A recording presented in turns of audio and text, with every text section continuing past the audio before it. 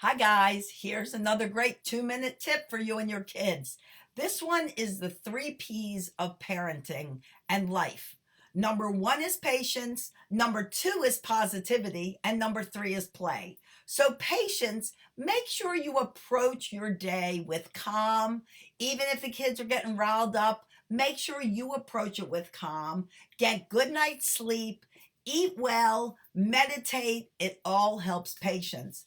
Positivity, smile when you talk, use your manners, look at the bright side of life.